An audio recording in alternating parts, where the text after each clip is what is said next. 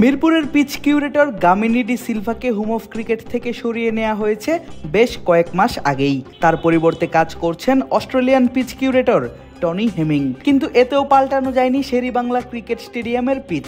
ক্যারিবিয়ানদের বিপক্ষে 3 ম্যাচের ওয়ানডে সিরিজের প্রথম ম্যাচের আগেই দেখা গিয়েছিল সবুজ দৃষ্টিনন্দন আউটফিল্ডের মাঝে কালো এক পিচ তৈরি করা হয়েছে ম্যাচের জন্য।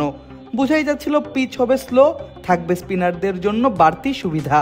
কিন্তু বাস্তবে দেখা গিয়েছে আরও ভয়ঙ্কর এক চিত্র। স্পিনাররা টার্ন পাচ্ছিলেন প্রায় দ্বিগুণ।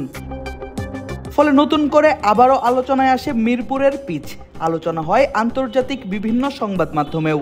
কথা বলেন ম্যাচ জয়ের নায়ক রিশাদ হোসেন থেকে শুরু করে প্রতিপক্ষ ওয়েস্ট ইন্ডিজ দলের অধিনায়ক শাই হোপো।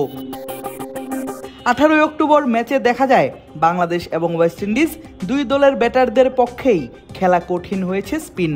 বাংলাদেশের ব্যাটাররা টেনে টুনে 200-এর উপর রান করতে পারলেও সফরকারী ওয়েস্ট ইন্ডিজ আটকে গিয়েছিল 133 রানেই।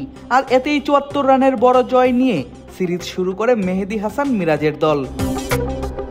দুই দলের মাঝে পার্থক্য গড়ে দিয়েছেন tiger leg spinner Rishad Hossain. প্রথম ইনিংসে 200 স্ট্রাইক রেটে 26 রানের কেমিও ইনিংস খেলার পাশাপাশি বল হাতে করেছেন কেরিয়ার সেরা বোলিং। শিকার করেছেন একে একে 6 উইকেট, ধসিয়ে দিয়েছেন ক্যারিবিয়ানদের ব্যাটিং লাইন আপ। আর এমন উইকেটে বল করে ম্যাচের পর রিশাদ জানালেন, ক্যারিবিয়ানদের মাটিতে এর থেকেও বাজে উইকেটে খেলতে হয়েছিল বাংলাদেশকে। উইকেট ওদের জন্য যেমন ছিল আমাদের জন্য একই ছিল। তো আমার মনে হয় যে দুই টিমের জন্য আপনি দেখবেন যে এর চেয়ে কিন্তু বাজে উইকেট গায়ানাতে ছিল। তো আমরা কিন্তু এটা অ্যাডজাস্ট করে খেলছি। তো আমার মনে হয় যে দুই টিমের জন্য কিন্তু সমান ছিল। তো আশা করি বুঝতে পারছেন যে সমান থাকলে হয়তো বা কাভার করা যায়।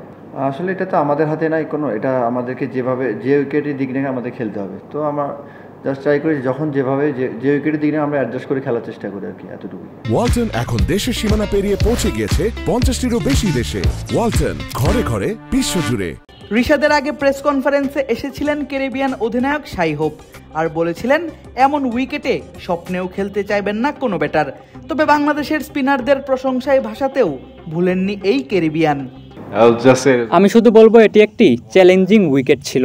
এটি এমন একটি উইকেট যেখানে একজন ব্যাটার হিসেবে আপনি সকালে ঘুম থেকে উঠে ব্যাট করার স্বপ্নও দেখবেন না। আমি শুধু এটুকুই বলতে পারি। তবে হ্যাঁ, তাদের বোলারদের কৃতিত্ব দিতে হবে আমাদের চেয়ে অনেক বেশি কন্ডিশনের সুবিধা নেওয়ার জন্য। এবং এটি এমনই একটি দিন ছিল যেখানে তাদের স্পিনাররা আমাদের স্পিনারদের চেয়ে ভালো বল করেছে এবং তাদের ব্যাটাররাও আমাদের চেয়ে ভালো খেলেছে। আইসিসির ওয়ানডে র্যাঙ্কিংয়ে বাংলাদেশের অবস্থান নাম্বার 10-এ। নিশ্চিত নয় সরাসরি 2027 বিশ্বকাপে খেলা। তার উপর ওয়ানডেতে সময়টা একদমই ভালো যাচ্ছে না টাইগারদের। সর্বশেষ আফগানিস্তান সিরিজে সংযুক্ত আরব আমিরাতের মাটিতে দেখতে হয়েছে হোয়াইট ওয়াশ।